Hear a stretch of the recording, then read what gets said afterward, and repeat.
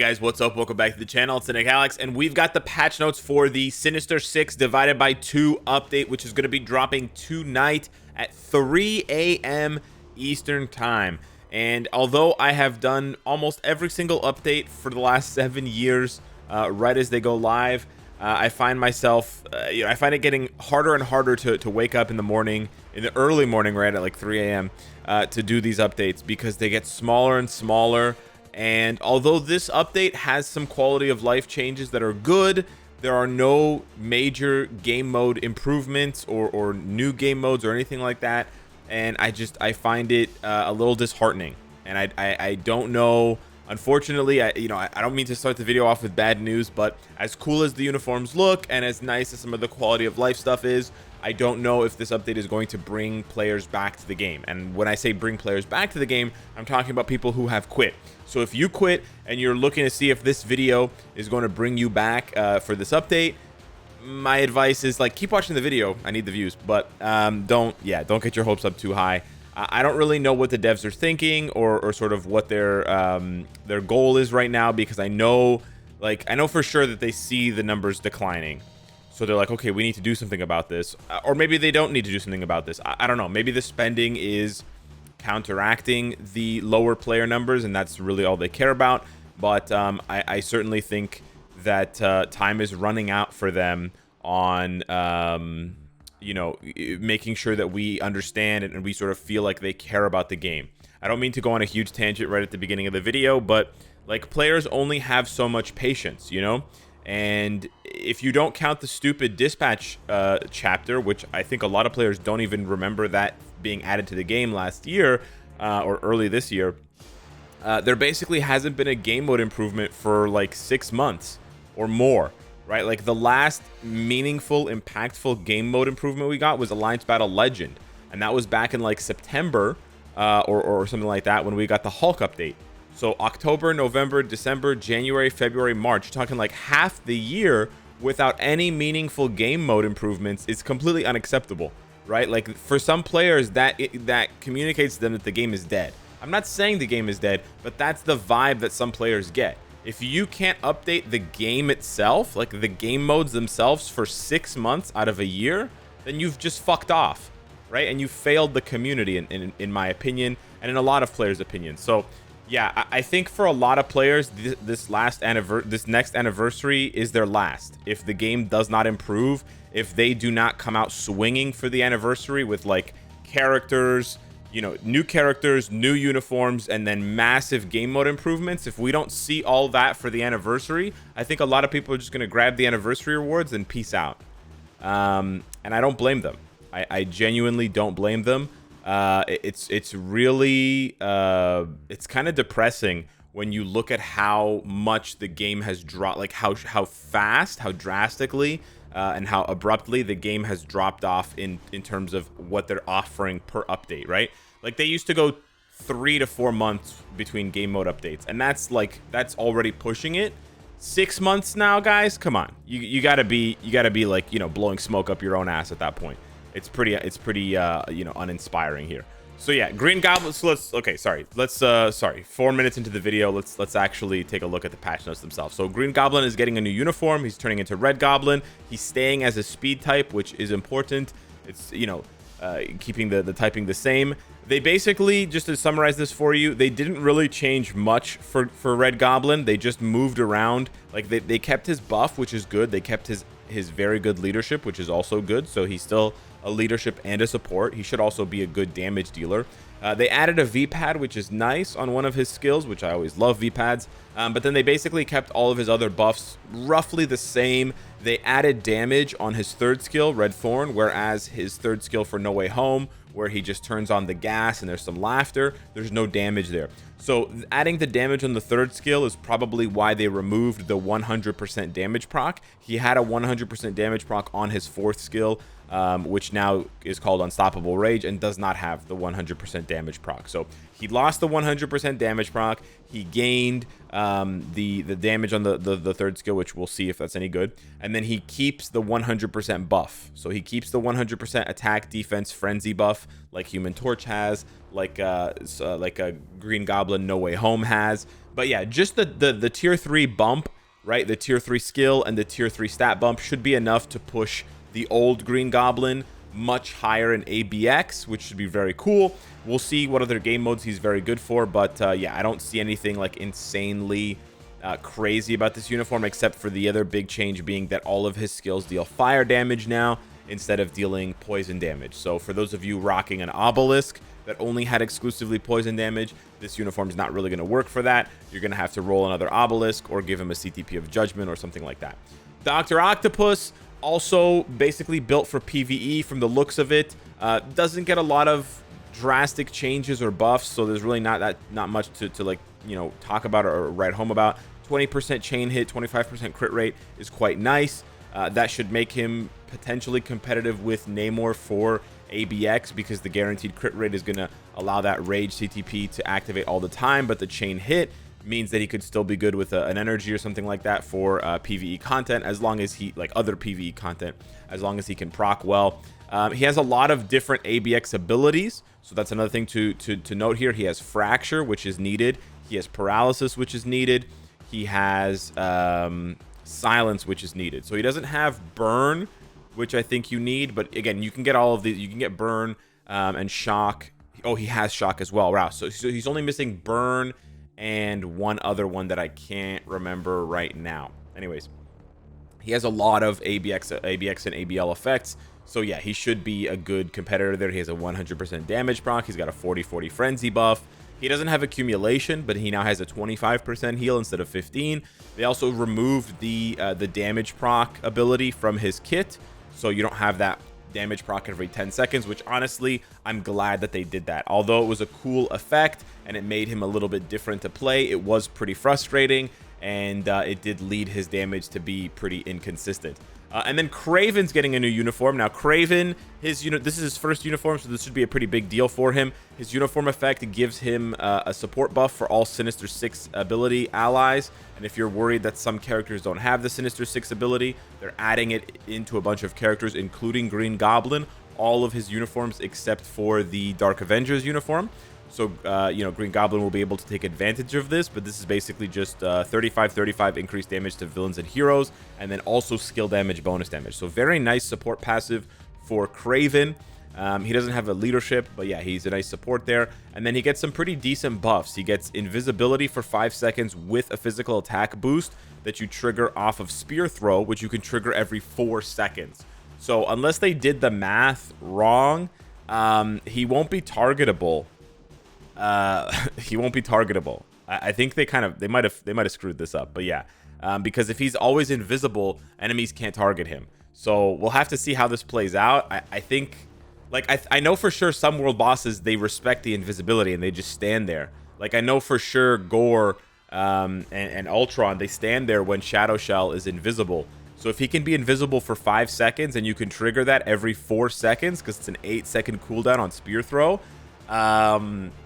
yeah, you can just cheese the boss completely, which would be hilarious. So we'll have to wait and see if that's how it is, but that's pretty cool for Kraven, and it sort of makes sense because he's a hunter, but yeah, we'll see. He gets Ignore Dodge. He gets 30% guaranteed crit rate, which is quite high. He also gets Accumulation, which is interesting, and then he gets a 30% heal with Invincibility. He doesn't have any Frenzy buffs, so it may be a little bit more difficult to cap his crit rate because he doesn't have any crit rate buffs or Frenzy buffs like that. But we'll have to wait and see how that works out for Kraven. Then Green Goblin gets his tier 3, where he basically just flies around and explodes. It looks a lot like his 5th and 4th skills from the No Way Home uniform, so not necessarily a new animation, but that is the base Green Goblin, right? I think maybe the newer Green Goblins will have nicer animations, but we'll have to wait and see. The buffs for the tier 3 are quite nice. Like, he increases his attack by 30% for 10 seconds. He gets 80% ignore dodge for 10 seconds. So that's kind of nice. But yeah, Goblin Unleashed, what were we expecting, right? A bunch of explosions, a bunch of flying around. Dr. Octopus getting his tier 4 looks a little bit more interesting than the last few tier 4s we've gotten, thankfully.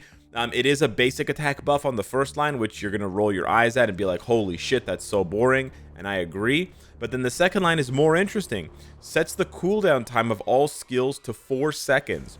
So if this includes his Awakening skill, and it should, you have a very interesting strategy for Dr. Octopus where you can pop the awakening skill and use your combo, let's say whatever, like 3 cancel 5 cancel 6, and then when 6 is going, you press 7 and then you go right back into 3 5 6. And that should be very interesting, which means you'll be able to pop his awakening skill like every 2 rotations or something like that, which is very, very cool. So I really like these sort of cooldown based abilities like Luna Snow has, like Doctor Strange used to have. They change the way a character is played, and they're very unique, and I really do enjoy them. And when you master them, you really feel like you've conquered something. So I'm happy to see them squeeze out a little bit of creativity in at least one corner of the game, which is cool. Speaking of dead creativity, no. Kraven, Rhino, and Lizard are getting awakening skills. Lizard and Rhino, of course, getting no uniforms, so add them to the list of characters like Caecilius, like Clea, etc. And then just take a minute to remember a year ago or 2 years ago when they were adding uniforms for characters like Silk. And we were like, wow, they're going to give all of the, and Sif, right, and Heimdall, we're like, wow, they're going to give all of these characters that they gave a meaningless transcendence to, they're going to give all of them uniforms. And then since then, they've added a bunch of characters without uniforms, with transcendence, like Bishop, etc., and they haven't given them anything. So, yay to that. And then we have some co-op game mode improvements. So they're adding autoplay to World Event. This is excellent. There should be no reason to skip World Event nowadays or like after this update, because you have autoplay. So just join World Event, hit up, like throw it on autoplay, switch to whoever you think is best suited for the game mode, and then go. One thing that's really weird, I will point this out about this screenshot, is unless this is taken from a test server where they haven't transcended these, both of these characters should be transcended, because the way that World Event works is it takes the characters that are rank 1, and there's no way that the rank 1 Echo and the rank 1 Spider-Woman are not transcended. So this is a very strange screenshot. I don't know if this screenshot is from a very, like, it can't even be from an old build of the game, because they didn't make Echo's character, like, World Event is several years old, so it's not like this is an old screenshot, right? Unless they took an... It doesn't make any... This is so weird. Anyways, yeah, very strange. But yeah, they're adding autoplay to World Event for what it's worth. You should play a World Event so that you have the World Event tokens. But yeah, this should have been added years ago. Like, it's not, you know, I'm not gonna give them a pat on the back for that. They're improving the UI of the main lobby and World Event preparation screen to make it easier to understand when World Event is coming. And then they're changing it permanently so that whoever is doing the least damage will be moved to the mindless zone by Dormammu in GBR. So I know what I highlighted didn't say that, but basically, yeah, that's the only thing that really matters. So it's this one right here. So Dormammu chooses, so the change is that Dormammu chooses the lowest damage character and sends them to the mindless ones. So if you're dealing the most damage, if you're carrying the group, you won't get sent to the mindless zone, which means that you can finish the GBR battle faster, which is really good. They've also lowered the HP and defense of the mindless ones, so even if you don't do a lot of damage, you're not going to be trapped there forever. You'll be able to escape and get back to the main fight. And then they changed one of the texts in GBR before saying nicely done, and now it says thank you. Honestly, none of these changes actually matter. I'll be really honest with you. Like some people are going to be happy with this, sure, but this is not what they should be spending their design time doing, right? Like, I feel like this is either their way of distracting us from the fact that they're not actually improving the game by just changing random shit and then saying, oh, look, we're doing something. But honestly, like, this shit does not matter. And this does not bring players back to the game. This does not make players spend more on the game. This has a markedly, you know, almost zero impact, almost zero significance on the metrics that they actually care about. So I'm not really sure what they're doing here. Maybe it's a rogue designer who just decided to do these things on their own and like put in the overtime. I don't fucking know. But yeah, this shit just does not matter. Period. There's hero upgrade improvements. So it's a bit confusing the way they word it, but there's a guide in the Shield Academy where you can advance a character to tier 2 without using any materials. That sounds nice. It sounds like a new player thing. So yeah, I would investigate, if I were you, investigate the Shield Academy. It's one of the buttons on the top. You know, I think it's this one right here. and you can also access it from the big menu that gets opened when you open the menu. But yeah, you can also now, again, shit that nobody asked for, but apparently some people are happy about.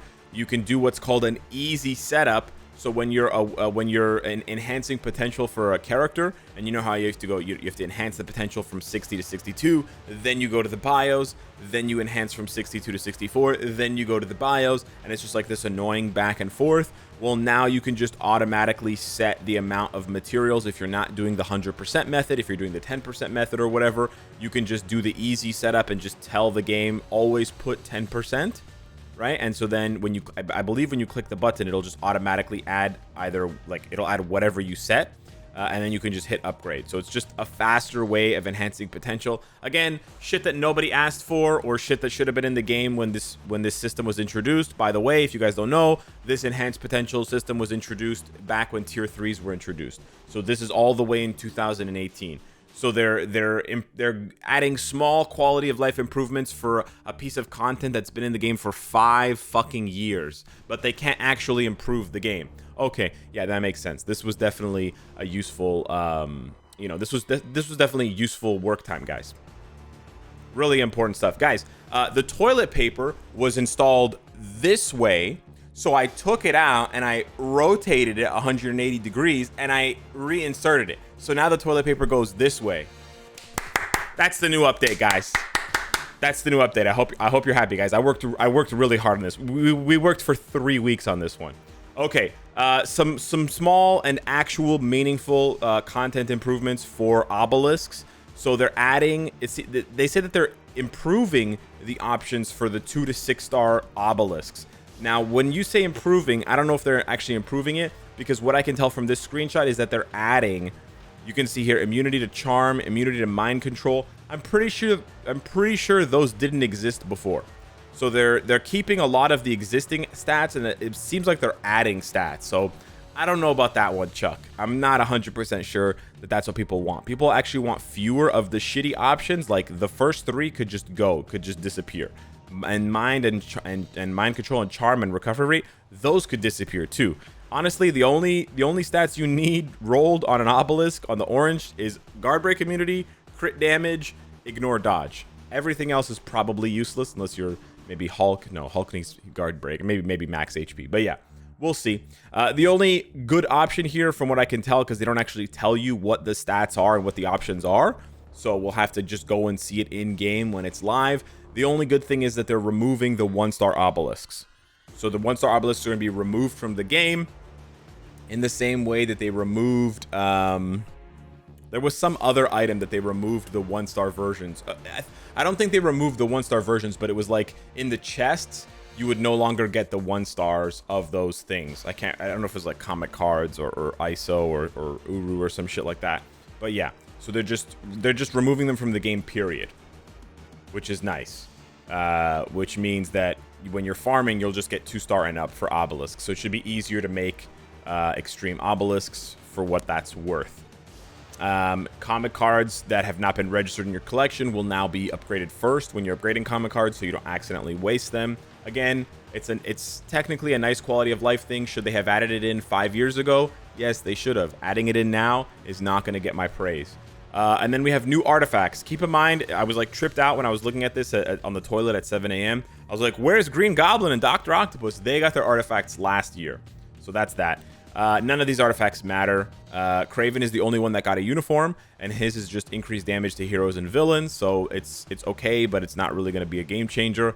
A Rhino gets the same one as... He gets like a similar one, or the same one as Gilgamesh and Juggernaut, which doesn't matter for him because he didn't get a uniform. And then Lizard gets max HP and basic attack, which I believe is the same as Venom, but also completely irrelevant because they didn't get uniforms. We have a new future pass with icons that were from old updates. So this, to me, is also kind of disappointing. This looks to me like they just shuffled around these updates, right? Like these updates weren't meant to be in this order, and now they are in this order because of something internally going on. Whether someone got fired, someone got promoted, I don't know what the hell's going on. But the fact that they're giving us icons for characters that were released like more than a month ago is very unusual, I have to say. We usually get icons for characters that are in the update currently, so the only one here is green is Red Goblin, or we get icons like, you know, for stuff that we're getting way down the line. Like they'll have a little teaser icon because it'll be magic, and then like 6 months later we get the magic uniform. But this shit being Chasm and Kitty is a bit sus to me. And aren't there supposed to be 4 icons? I'm tripping, right? Are there not supposed to be 4 icons? I don't know. Maybe not. And then we have the uniform collection, which is whatever. And then we have something called the skill combo guide. Again, shit that nobody asked for. And you can check out the skill combo where they basically tell you how to play. Cool. That's cool. Again, this shit should have been added to the game years ago. It's way too late for this shit. This shit is not going to bring in new players to the game, and it's not going to stop players from quitting. Right there, like a player's like, man, I'm so bored with the daily grind. Oh, but they added the skill combo. Oh, that adds a whole new layer of depth to this game. Wow, I can't believe I was gonna quit. The skill combo. I'm gonna spend hours on this. Like, listen, I don't mean to be a jackass, but like, who in their right mind thought that this was the best use of their time, right? Like, guys, you're being paid to work on this game. Work on the game, right? Don't just polish the hubcaps so I can see my testicles in them, right? Actually make meaningful changes to the game. These are meaningless changes. This is a new paint job on a 20-year-old car that is on its last legs, and you have the resources to rebuild the engine. You have the resources to check the, you know, whatever, the transmission, but you're refusing to. Or you're too stupid to. I don't know what the answer is, but this shit, like, this will be funny for 5 minutes, right? This is like the realistic answer here is this is going to be funny for 5 minutes. This is going to help 1% of the player base or less, and everyone else is going to forget about it. And then in a year, someone's going to mention it on a Discord or whatever, and people are going to be like, "Oh, right, they added that, didn't they?" Because no one cares, right? This shit is mind-numbingly bad. It's mind-numbing how mismanaged the resources seem to be for this game sometimes. Like whoever is managing the work has their head up their ass, basically, more or less. Like the art team is great, and then everybody else has their heads up their asses. They made the unlock requirements for X-Men World Bosses easier, so that's a good change. So it'll be easier to get to World Boss Legend. And then they also made Storm faster. Again, this is like 8 months after her uniform releases, 7 months after her uniform releases. They finally, again, this is fine. I'm not upset, but all this says to me, this is like body language, right? Like you're on a date and the person like leans back and they cross their arms. They're not having a good time, right? Versus if you're having a date, right, and they open up their body, right, like they kind of like spread their arms out on the table and they lean forward. That's the body language you want to see, right? We're getting somewhere. This is just bait. Everyone's gonna be like everyone who has no brain, right? All the lobotomized players. No offense to you guys, but like you don't know any better. You're gonna be like, oh yay, this is amazing, Storm. But this is just to distract you from the fact that they're actually not doing anything on the game. Like, do you guys think this took effort? This took 2 seconds. So what you have to ask yourself is, why didn't they do this 7 months ago when we asked? Because 7 months ago, they didn't need to. 7 months ago, they had us, right? They had us like this. But now we're slipping. Now we're like, I don't really like you anymore.